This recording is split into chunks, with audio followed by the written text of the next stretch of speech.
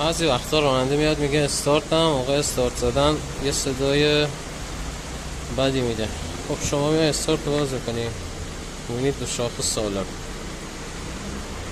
دو شاخه سالم چرخ دردش هم مشکلی نداره، زوالا ها خوبه. بعد میای